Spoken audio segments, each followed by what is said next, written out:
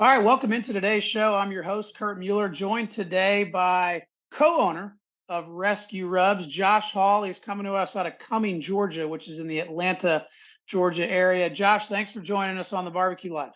Kurt, thanks for having me, man. Thanks for having us. But yes, thank you. Big fan. Absolutely. Absolutely. Well, Josh is a huge supporter of the show, and thank you for that. And so he knows the deal. He knows that I always like to start off with journey, and that kind of propels the conversation forward. So let's chat about ResQue Rubs. Let's talk about this journey that you've undertaken here, because it has been a pretty cool little story, and I've been following along for a short while.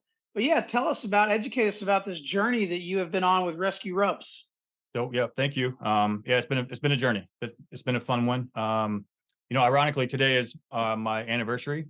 So my wife and I's 16th anniversary. My father-in-law got me or us a big green egg for a wedding gift. So that kind of got me into the backyard barbecue world. Doing Boston butts, ribs, all that kind of good stuff. But ResQue Rubs came about through COVID. We have rescue dogs, rescue cats. We love our food, and it just kind of happened. We had a good core group of neighbors during COVID that we were socially distancing from, but we were having Sure. cocktails and eating and doing our thing because we're talking March, April, May 2020, but just hanging out and cooking. And our house was kind of the house that everybody came to. The kids would come over. We don't have any kids, but all the kids in the neighborhood would rush over, and that we had a cooler in the garage, and they knew what shelf was theirs. They could pull their soda waters from there. But so we always had everybody over and always enjoyed cooking on the green eggs. He got me a small one, eventually had to get a large one, and just enjoyed cooking on those things. And we always kind of wanted to do something as a small business of some sort. And it just kind of happened. We came up with the ResQue Rubs one night and then threw the Q in there for the barbecue aspect and kind of tied the two together, and started off in the kitchen, got our cottage food license, started off in craft paper bags, doing every event we could, farmers markets throughout, the North Atlanta area, Canton, Cumming, Dawsonville, just trying to see if we were onto something, you know what I mean? We thought we had a great idea, but it's wanted to see if it would stick. And just kind of got there and did that, and then kind of moved into shakers. Kind of eventually did that, and then we rented a spot from a bakery in downtown Cumming, and we got our food establishment license where we were able to sell in retail and different overstate lines, online overstate lines. With the cottage food license, you can't do that. You can only sell in farmers markets and different events, and then in the state of Georgia. So we were able to get that, and then that's I don't know if I'm sure you remember we talked about it, but I reached out to you about a logo change because I know you went through a Yep. change, and listened to your podcast, and having talking, hearing people talk about the just the community behind it, the barbecue community, whether you want to get out there and beat them on Saturdays, but you're still buddies and you're still friends and you're still loaning them some tongs or foil or whatever it is. And that's when I was, I'm going to reach out to Kurt because you had literally done your name change and logo change, right there before it. And I just DM'd you and you were like, yeah, here's my number, give me a shout. And then, next thing we're talking for 30 minutes. And, but that, and then we changed. So we ended up changing our logo and moved to Shakers and moved to a co-packer. And we're in 36 different retail stores around town now. And then, so just trying to build our brand and save some rescue animals and, let people eat some good food along the way. And then Yeah. So sorry to interrupt, but the rescue part behind our name is we donate back to Fur Kids. Fur Kids is a no-kill shelter for cats and dogs here in the Forsyth area. And so we donate 10% of our proceeds back to them. there you go. And that's where I was going to go with that, is just to help, our listeners better understand, what's going on with the rescue behind it. But you hit it right on the head, Yep. so you're giving back to a local animal shelter in that area. So I think that's pretty cool. You practice what you preach, so to speak, and to go from basically a cottage license setup where you're going to farmers markets, et cetera. Now you're in 36 different retail locations around the Atlanta area. Educate us on that transition, right? So that's obviously as we've always talked about, it's a grind, right? No Yep. pun intended, but when you're in the rub business, it is a grind. You got to stand out because there's literally thousands of different items Yep. out there. So how was that journey, or how was that growth path that you went on from going from, just cottage license, at farmers markets to now 36 retail locations? Was it just a matter of you, hey, let's call up these places, introduce ourselves, that kind of thing, take some samples? Tell us about that. How did that all come about? Yeah, I mean, so yeah, pretty much there. We once we got that new license, we knew we had to expand of and however we could. We're on Fair. I'm not sure if you're familiar with Fair. It's a wholesaler account, Oh, cool. which has been good. We've got a few outside, just random folks that have bought from us. But yeah, I mean, it's literally making samples and then doing a little research. Going to a different meat market and looking at their website and seeing that the owner's Brad and going, hey Brad, Josh Hall, and kind of give them the rundown. I like to reach out to him and say, hey, I'm going to be in your area. Send him an email or call him and say, I'm going to be in your area tomorrow. Can I swing by? Instead of just popping up. But I've popped up on some people too. Just Yeah. have been in the area. But yeah, I mean, I literally have samples. I have a little briefcase with samples and a business card and a little little information about us, and just kind of drop it off with people. And some people buy right then and there because they're like, oh, this is awesome. I have a rescue dog or I have a rescue cat. I love the idea. And some people you got to go through the sales process with and let them sample the samples and then reach back out to them in a week or 2 weeks and then follow up with them, that kind of stuff. There's some people that'll tell no, it's you're too expensive, because we can't compete with you know the likes of certain brands that are out there that are mass producing at Sure. certain levels. What I mean? We can't do that yet. We just don't. It's just not feasible for us. But and then there's some people that are like, I'm not worried about the price. I like the idea. I like the product, or we'll take it. Let's do it. So, um, but that's the we have our CRM that we have, and my wife has an Excel spreadsheet that we have updated, and we look at other people, what locations, or how can we go out and be in a 15-mile radius and hit up these different stores and then drive there. If we go to Macon, we haven't hit the Augusta area yet, but that's we're still working our day jobs, so we're still doing that. But in between doing that, we'll hit up a place here. And my sister lives in Athens, so we've hit up Athens a little bit and gotten a few locations up there. In my territory, I'm doing sales during the day is 75, so I've knocked that out, and we've knocked out a good portion of the area where we are at, in North Atlanta too. But yeah, just I mean, like you said, just popping in and introducing yourself and kind of getting a feel of the land of the store we're in. So That's right. And I think the takeaway there for me, and I think the takeaway there for a lot of us, is planning and preparation. Planning and preparation. You put a little bit of time into planning and preparation. Yes, you got to be willing to ask for the business. You got to be willing to face that rejection. We all know that. And yep, I think a lot of folks get into the business of barbecue, not just rubs. I'm talking about barbecue as a whole, whether it be rubs, whether it be catering, food truck operations, brick and mortar restaurant. So many people get into that line of work and don't realize, hey, look, you're going to get punched in the mouth, you're going to get rejected, and you're going to have to ask for the business. And sometimes it's not going to be fun, right? Nobody yep, talks about that. They talk about, all the growth and everything else. But, I think it's really good information coming from somebody that's built this from the ground up, literally. At the end of the day, you got to plan, you got to prepare, and you got to be willing to ask for the business. So that's really yep. cool to hear that you went from 0 to 36 in a pretty short amount of time, right? We're talking basically 3.5 years, No, essentially. we launched in February of 2022. Oh, Um, okay, even better. because the idea came up. We were in a house, the housing market blew up in 21, and we took advantage of that and we moved. So that put that cottage food license on hold. So we didn't Yep. launch, and then we rented for a little bit, and then we eventually bought in 2022.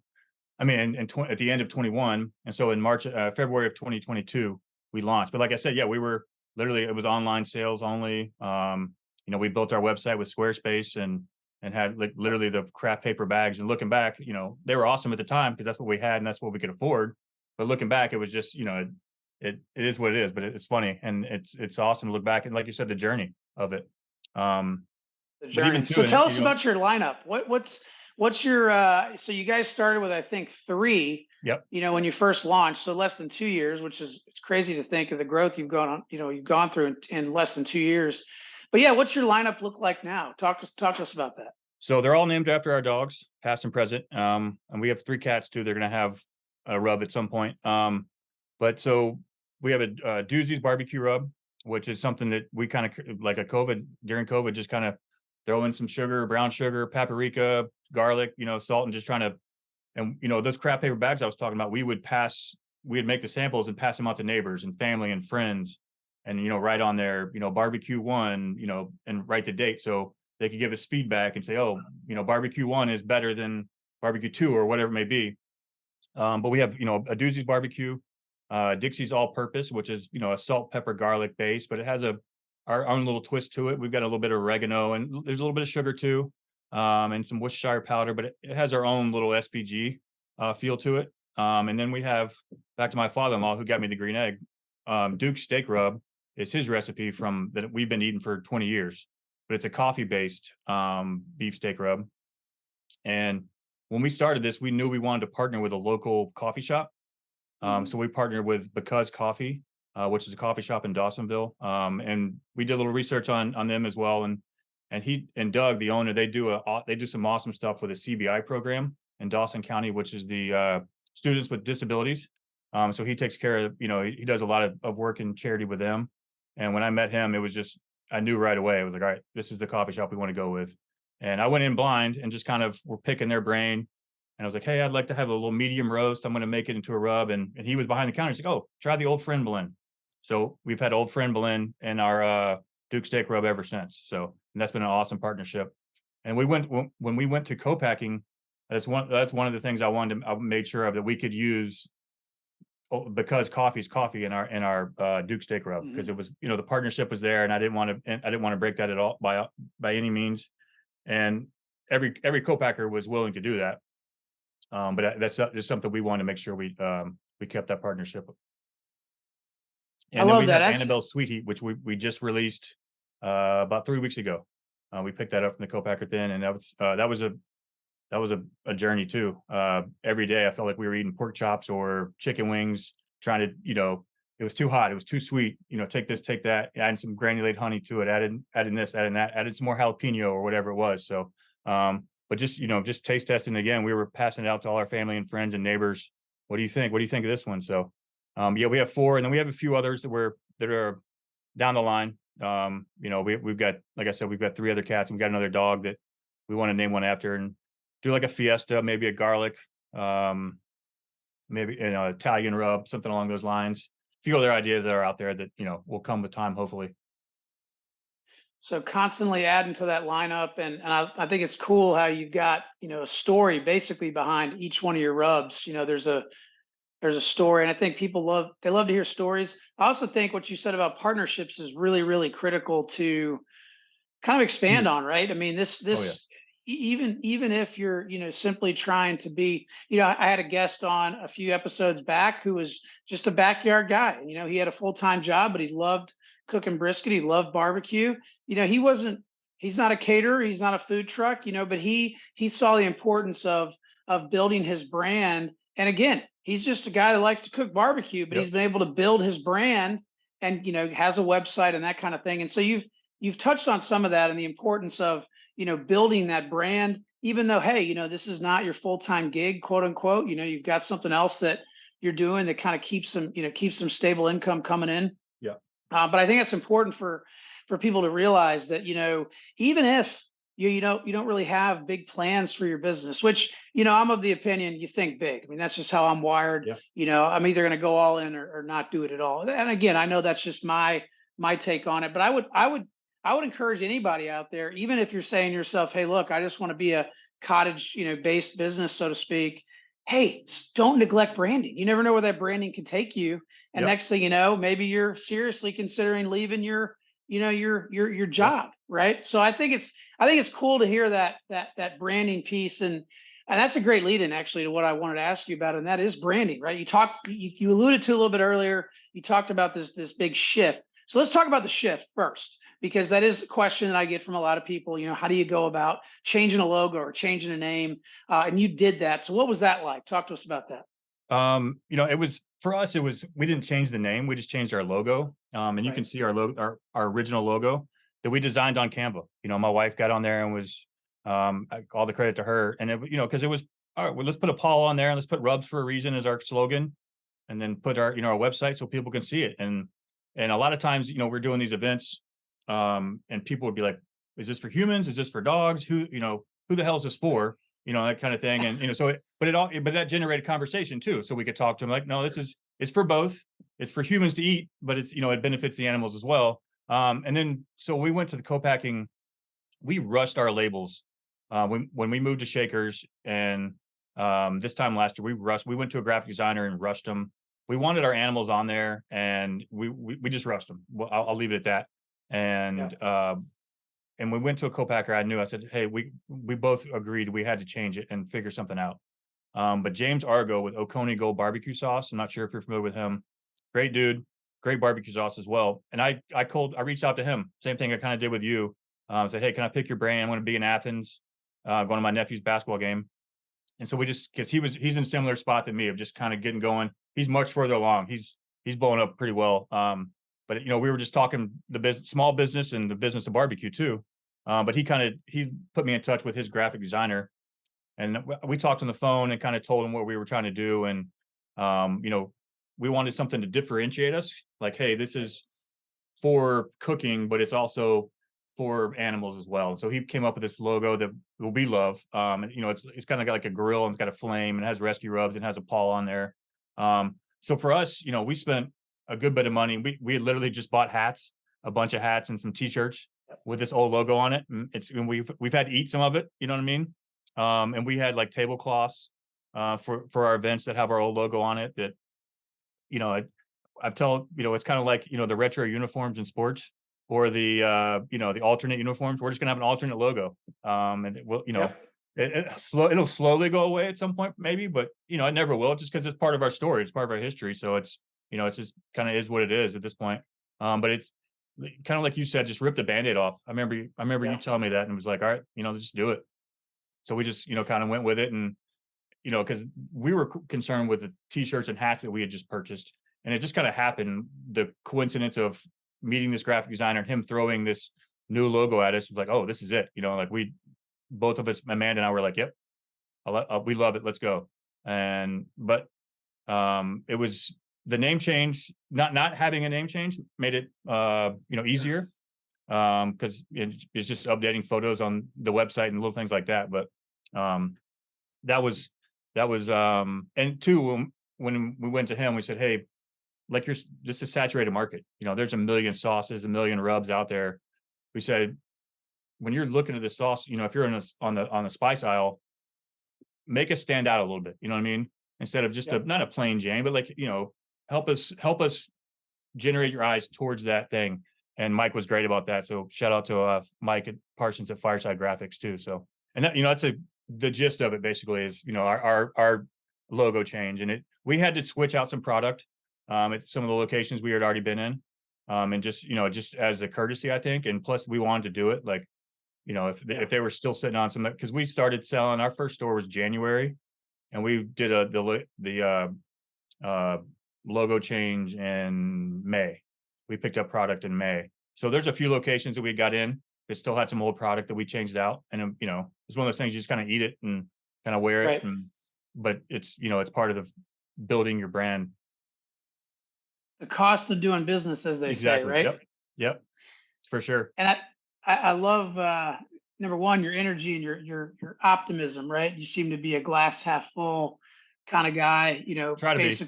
basically saying, look, we know that we rushed the first logo, which I think is a great lesson for those out there that are going through this, that are trying to create their own brand, really whatever it is. Like, doesn't have to be barbecue, doesn't have to be rubs, could be anything. Don't rush the logo, right? Right. Don't, Yeah. take your time on it. And also know that it's okay. I think the moral of this story is it's okay to make a change, to make a tweak, to, in our case, change names, Yeah. that's okay. There's never a good time to do it. So like literally Just do it. pick a date on the calendar Yep. and just For sure. and just do it. Right, exactly. So with 2024 coming up here pretty soon, we got Thanksgiving next week, and then of course holidays are coming. What's in store for ResQue Rubs as we look into 2024? I know you talked about potentially some new rubs to the lineup. What else are you guys looking at for 2024? So, that's kind of our goal is, having the next one in place for the spring, because this being our kind of our second year, and you kind of do it because you've been doing the competition side, but it's like waves. It's like Memorial Day. You have Memorial Day, which is huge because it's like, oh, summer's here. When we're Yep. cooking all the time, I'm on my green egg if it's 30 degrees outside. Or it doesn't matter. I think you're the same way.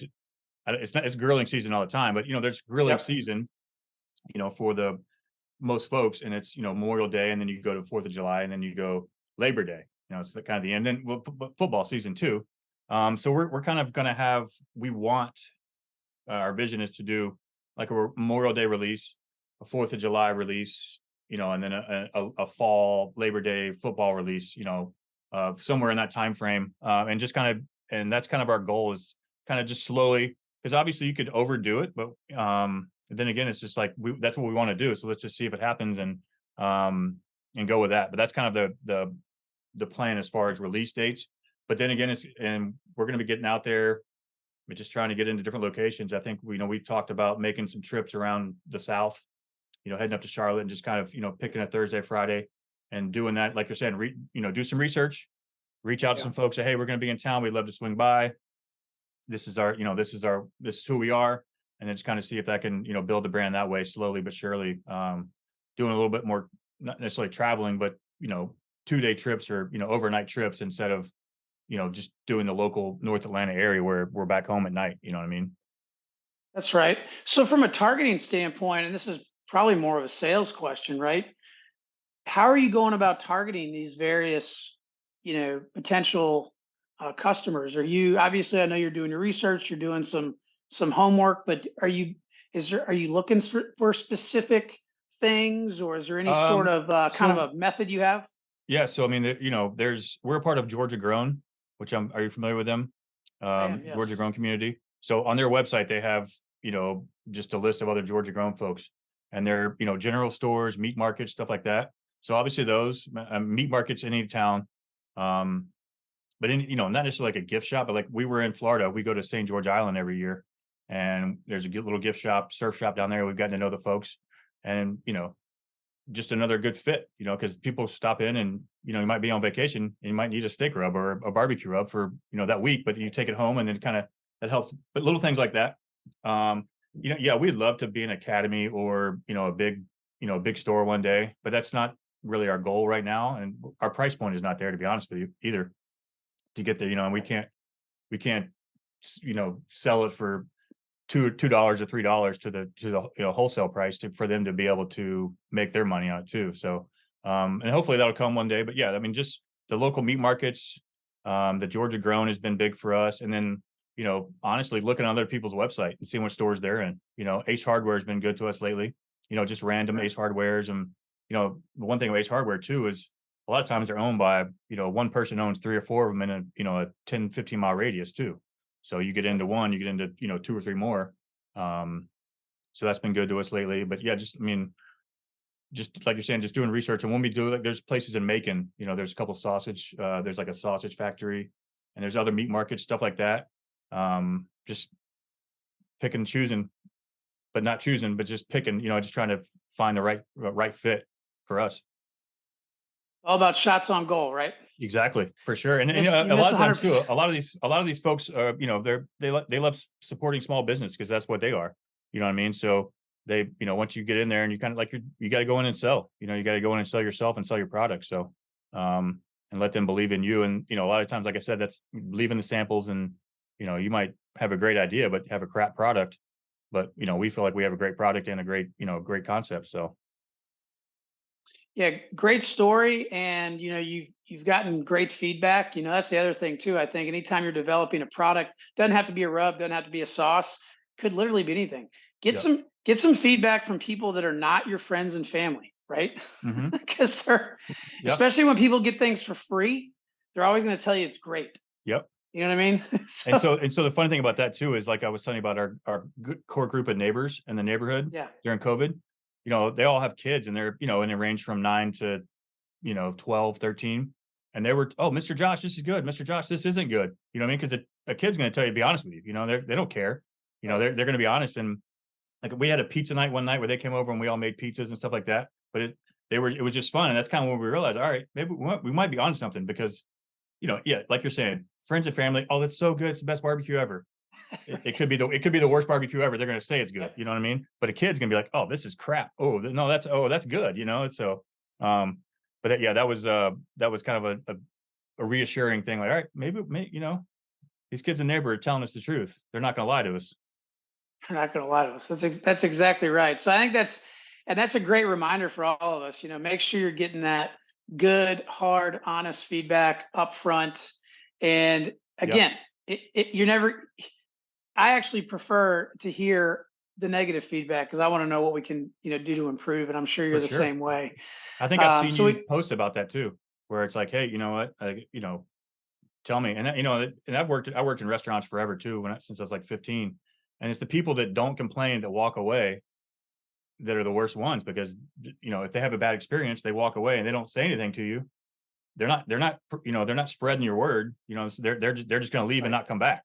You know what I mean? Or and may even say, obviously Google reviews now and all that kind of stuff. But if they don't come back and they don't spread the word, that's the worst case scenario. That's right. So before I forget, how can our listeners connect with you?